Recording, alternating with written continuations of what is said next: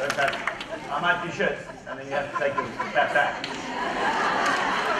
And as students, you know that once you give the clap, you can't take it back, right?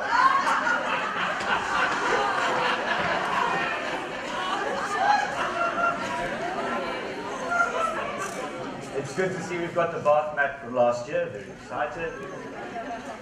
So, one of the best public... Look, how excited are you for me to speak now? Who's more excited for the tea break after I speak? Me too. And I saw that coming. So I thought about it. One of the best public speakers I've ever seen in the ad industry is a guy called Graham Warsaw. He's the dude that rocks suspenders like Larry King locally. He speaks very well. Intelligent guy. But one of the best things I learned from him, apart from enunciating when you speak and standing tall, which is a bit of a fuck up because I'm like 5'6", is if you want people to listen to you, give away free shit. So, if you play the game right,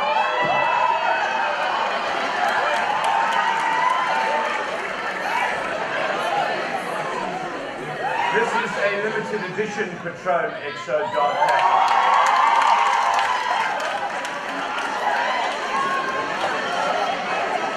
And because I didn't pay for it, I got 3. Okay, this has gone better than I thought.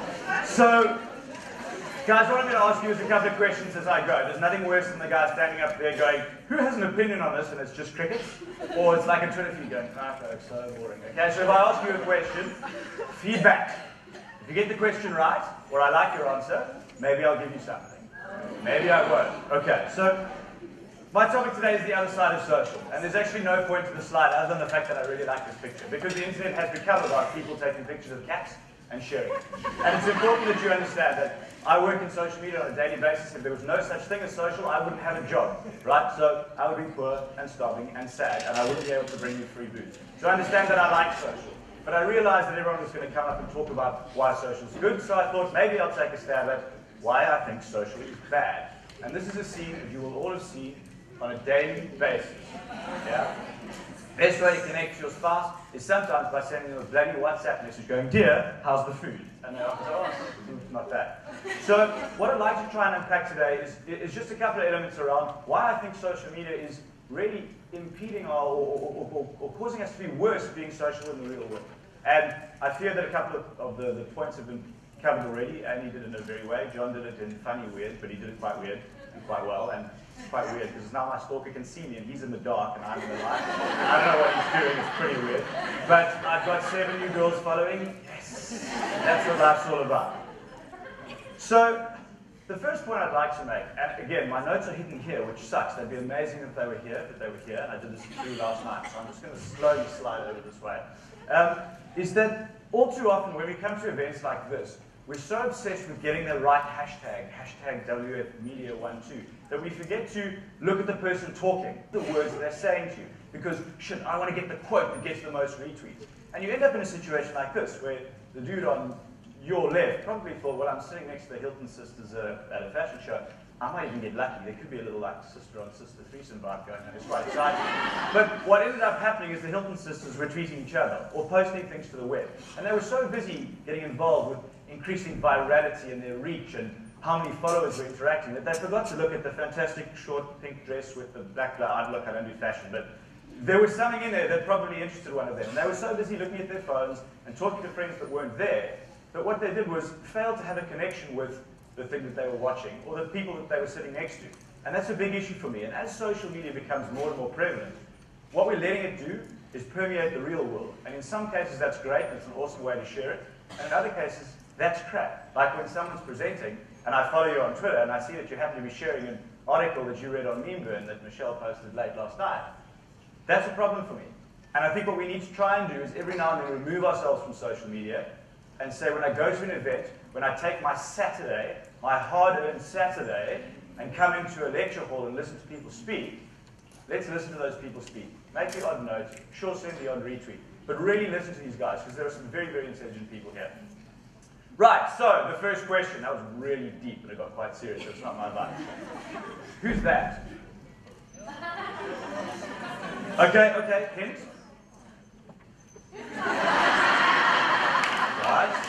Does that help? Okay. Second clue.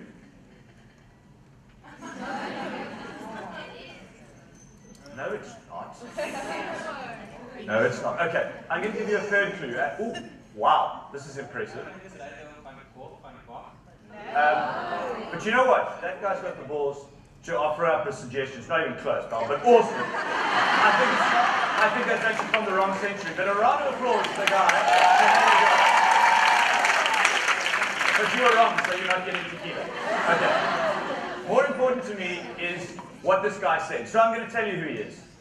This is a guy called Bishop George Berkeley. Phenomenal hat, terrible tie, I don't quite get it. He said something, and it's argued that he didn't necessarily say it, and perhaps it's come from Japanese or Chinese philosophy.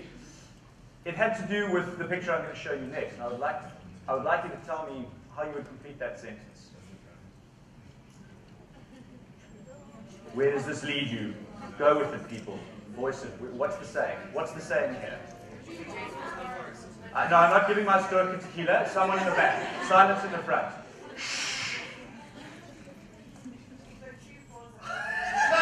No, don't laugh, we can't hear. I'm quite sure you're going to get it right because you're just copying him. Say it right. Say it right. You lost your voice. I can give it back to you. Here's a bottle of limited edition extra. Come forth and receive it. You can come up and get it now. That's okay, I don't mind if you do. So, I say in modern society, this has evolved, right? And I can evolve it to this. But if a hipster orders a flat white and doesn't post that picture to Instagram, how do we know that that coffee was still a amazeball, right? It is actually possible to go to something and not have to tell people online that you're there doing it, right? And it's as though we've taken social media and made it a reason to do things in the real world. If we're not sharing it online, we don't really know if we're having a good time yet. Because if I'm enjoying a coffee with someone and no one's clicked the like button, well, fuck, how does anyone else know that I'm having a good time? So FOMO comes into it. I saw someone else, fear of missing out, right? That maybe comes from the other end. But what we've started to do in the real world is say, if I don't get social media recognition for something that I'm doing right now, how do I know it's even that good? Well, you know it's good because you're enjoying it. Turn your phone off, plug off, and enjoy the moment you're in, right? And that's a big, big issue for me, is that every day on Twitter feeds of mine, the more socially aware people get, the more you work in advertising, the more people feel the need to share the fact that some guy drew a bunny or a tree or a leaf on his coffee, and I don't drink coffee, and I don't care. If you're having a good time, have a good time there, keep it in your bubble, and keep it there, okay? It concerns me, right? So, there is no social media presentation without a picture of a cat. I've got two, which makes mine twice as good as everybody else's. That's a fact. And one of the things I'm slowly learning about social media, and specifically we talked about it today, is there's always somebody watching. Weird guy, John Fielder.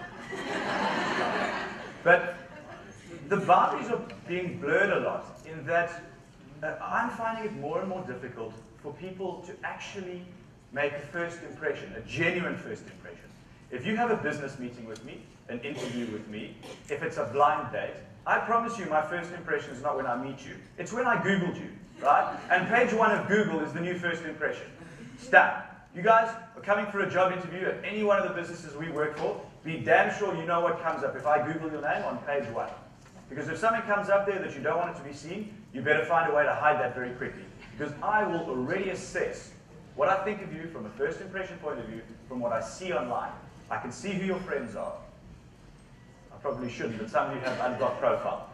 We know what you do online. We know what you think, what you talk, the kind of people. And yes, there's a positive to that. It means that a guy like John understands that I also am interested in social media and in cars, and there's a potential connection.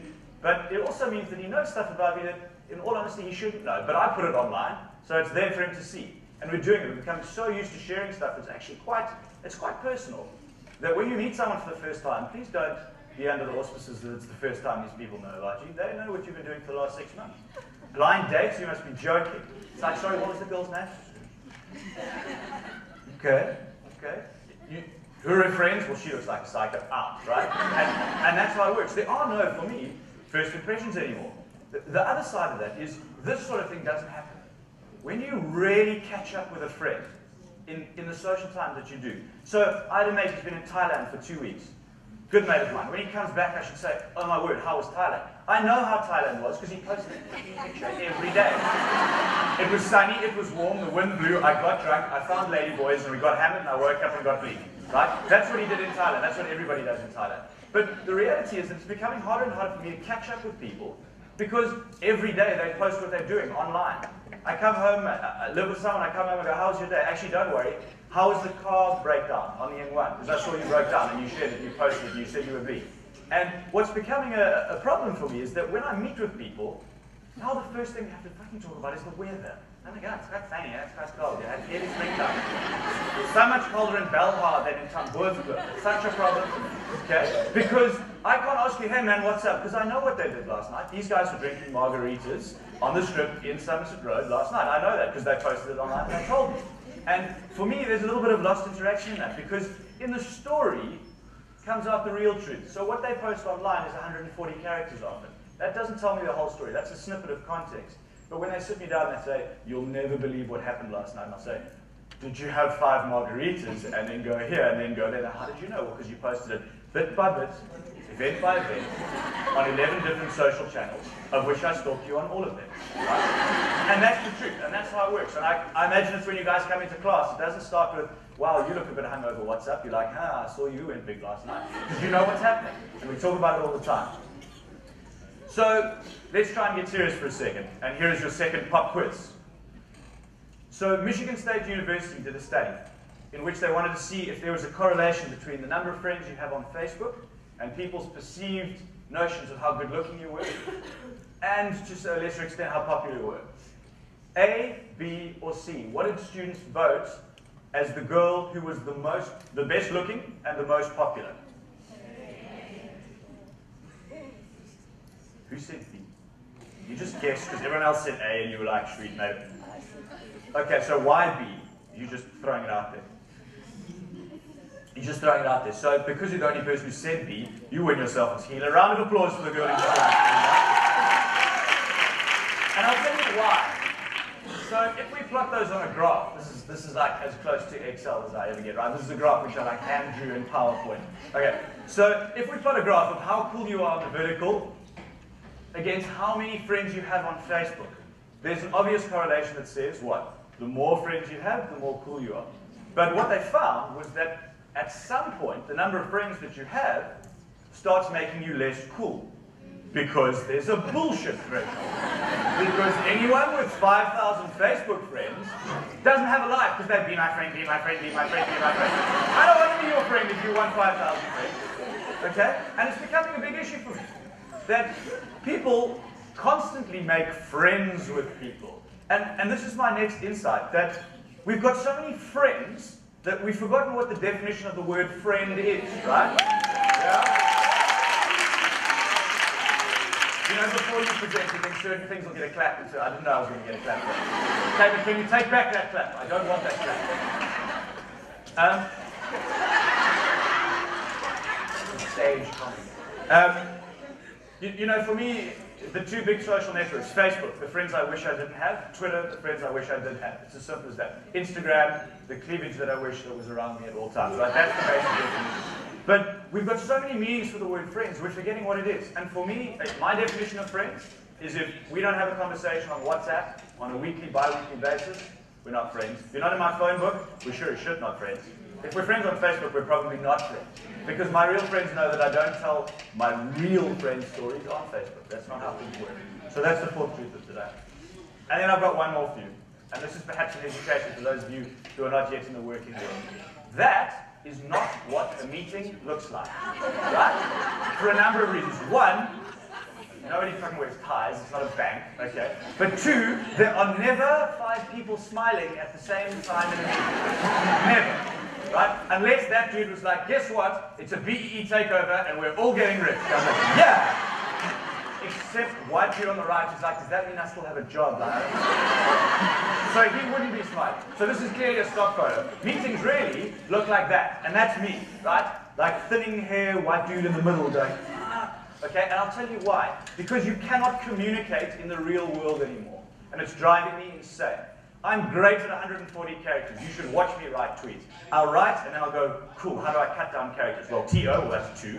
And, tonight, well, that's 2 NYT. And Andy said it earlier, is that we're shortening the way we use things. And what's happened is we're getting more and more modes of communication, but we're becoming less able to articulate what we're trying to say. And when I sit in a meeting and I ask someone who works in a social media space, whose job it is every day to post to Facebook and say, make this a likable comment. And then I say to them, right, step out of Facebook and explain the campaign to me as a whole. How does it work? Why is this relevant to a consumer? Why would I share this? Well, because it's a picture of a cat, dude, and like, oh, it's a dead cat. And like, that's how, okay, and that's how these people are talking. So keep it in your mind now, guys. When you leave university, the fact that you're good on digital is fantastic, and that is going to help you. And if you come into my office and you don't know digital, I won't hire you. But if you come into my office and say, I've got 1,000 followers on Twitter and I rock Facebook, but you can't sit back and have a long description of something and tell me how to write something in a full-length mail, I'm not impressed by you. There's a saying, and I've used it in my office a lot. It said, I'm sorry for writing you a long email. I didn't have time to write you a short one. Right? And that means when I feel like writing something and I don't have the time to think about choosing my words carefully, I just blurt it out. And those are those dudes with 900-word Facebook status updates. Where you're like, dude, I don't care. Okay, the Springboks are cuck, whatever. I don't even watch rugby. Or like, you get what I'm saying, is that we become so used to this, well, write something and let's see how many comments go for it. What's frustrating for me is that we're becoming worse and worse at communicating. And this is the third prize. You're all bad. What is that? Wow. Okay, wait, because you're all waiting to buy. Can no one tell me what that thing is? Wait. No, there's a hand at the back, hand's gone down. A helicopter, no, that's boring. Okay, let me give it to someone in the front. Put up a hand, because you know you want to. Well, it's actually a rufflecopter. So you don't get it, but Andy Hatfield said rufflecopter. Who was it? She Gates said rufflecopter, so you win the third gigantic bottle of Patron. Guys, what the fuck is a rufflecopter, right? So let's work out how this guy's gone. So I said something funny, he went ha ha, or that was funny, right? So the next step is to go, lol. Okay, that's how people talk. And then it was really, really funny, so he went ruffle. And then a 32-year-old male wearing like trenery said to me, ha, rufflecopter. Right? Okay. And I just thought everything that I learned at school has just gone by the wayside. The number of adjectives that you could, that was phenomenal, fantastic. Oh my God, you're so funny. You're the funniest white guy I've ever met. He didn't say that. He said rufflecopter. And it made me so depressed that lol speak has gone from the web, where I'm fine with this because you've got 140 characters, to become part of every day. John Beale made a joke while I was sitting on the couch on Twitter, so I know he wasn't listening to the previous speaker. He said, somebody said, I'm totally excited. You and her, Totes hasn't made it to Cape Town yet, they're so slow. Joburg, they come to our city, and they make jokes about us. And I'm actually quite glad that Totes hasn't made it to Cape Town yet, because we can articulate. We can explain ourselves in detail. Yeah? So let's sum up the 5 things that I've gone through, and you'll notice that there's something left here. This is a bottle of Cuddy Sark whiskey. Who knows the brand Cuddy Sark? Check now on Hunting Clients. They gave me free shit, they like, do something. That's the first blended whiskey ever, right? Jameson, load of shit. Cuddy Sark, unbelievable. I'm not giving this away for answering of one question. Get on Twitter, come and talk to me, say something intelligent, and maybe I'll give you a bottle of Cuddy Sark. So the 5 points I'm putting you through here is 1, to be great at social, to be really good in an event where I'm constantly sharing links and tweets. Sometimes it means you have to be bad in real life, because while you're tweeting, you're missing a point that the speaker's making. Social media confirmation has become a measure of real-world success. Annie's kid is only cute if he gets 9,000 likes. It's not true, but that's the direction we're going, guys, and it's frustrating me. If I didn't have the coffee posted to Instagram, did I have a good time? Don't know. Was the coffee good? It's debatable. The third one is it's becoming harder to catch up and meet people in the real sense. To meet a person means to meet with them for the first time, to engage and realize what that person's all about. But because of stalking and Google, we know all about them before we meet them. And to catch up means for me to know nothing about what's happened in your life for a period of time, and to dive in and you tell me all about what's going on there. The fourth one is we're forgetting how to define friends, and that's a big one for me. Your friends, you choose how to define them. I like to use the WhatsApp method, right? You pick one for yourself, but pick one that's true.